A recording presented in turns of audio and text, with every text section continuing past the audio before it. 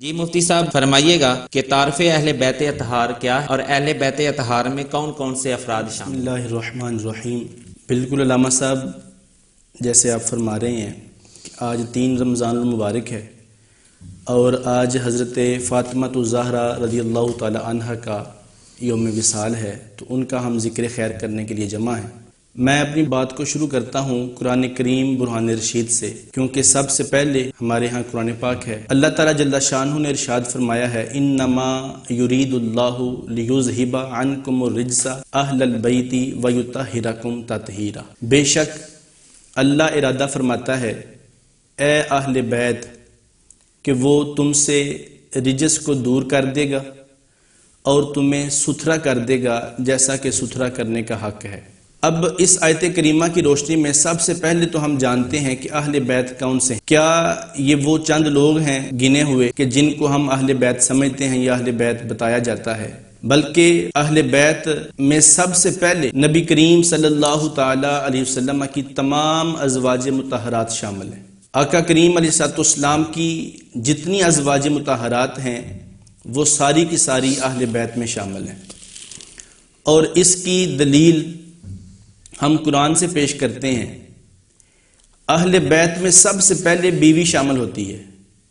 قرآن پاک میں جہاں حضرت موسیٰ علیہ السلام کا ذکر خیر آیا ہے اور دوسرا حضرت ابراہیم علیہ السلام کا ذکر خیر آیا ہے، یہ دونوں نبی اللہ کے جب اپنی بیویوں کے ساتھ تھے تو اللہ نے اہل بیت کا لفظ استعمال فرمایا، اہل بیت کا ذکر کیا۔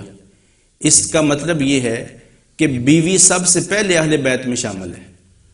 اور پھر یہ جو آیت بینہ میں نے تلاوت کی ہے انما یرید اللہ لیذہب عنکم الرجس اہل البیت ویطہرکم تطہیرا، اس آیت کریمہ کا جو سیاق و سباق ہے، یعنی اس سے اگلی اور پچھلی جو چند آیات بینات ہیں ان کو دیکھا جائے تو پچھلی آیتوں میں بھی اور اگلی آیتوں میں بھی نبی پاک صلی اللہ تعالی وسلم کی ازواج مطہرات کی بات ہو رہی ہے، آقا کریم علیہ السلام کی گھر والیوں کی بات ہو رہی ہے۔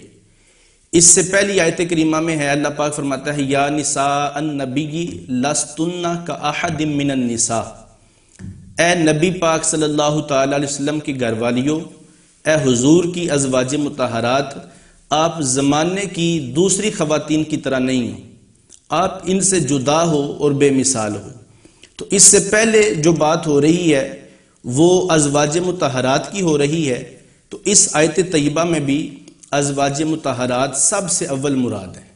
تو سب سے پہلی بات تو یہ ہو گئی کہ نبی پاک کی جتنی ازواج مطہرات ہیں وہ ساری اہل بیت میں شامل ہیں۔ دوسرے نمبر پہ ازواج اہل بیت میں کون شامل ہیں؟ سرکار دو عالم صلی اللہ تعالی علیہ وسلم کی جتنی اولاد ہے، بیٹیاں بھی بیٹے بھی، صاحبزادیاں بھی اور صاحبزادے بھی، وہ ساری اہل بیت میں شامل ہیں۔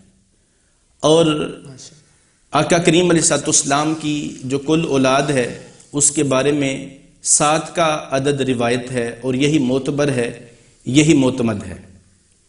اس کے بعد اہل بیت میں کون لوگ شامل ہیں؟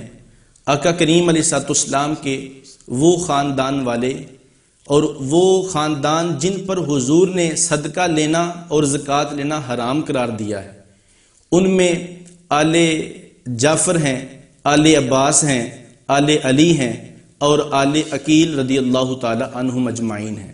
یہ تمام لوگ جو ہیں یہ نبی پاک صلی اللہ تعالی علیہ وسلم کے اہل بیت میں شامل ہیں۔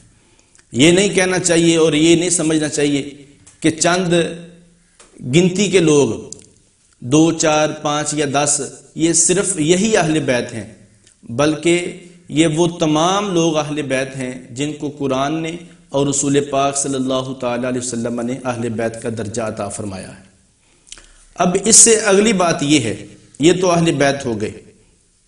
اللہ پاک اس آیت طیبہ میں ارشاد فرما رہا ہے انما یرید اللہ لیذہب عنکم الرجس، اللہ ارادہ کرتا ہے کہ وہ اہل بیت سے رجس کو دور کر دے۔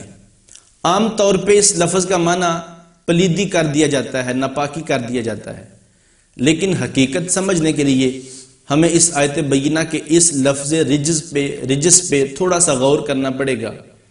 یہ رجس کیا ہے؟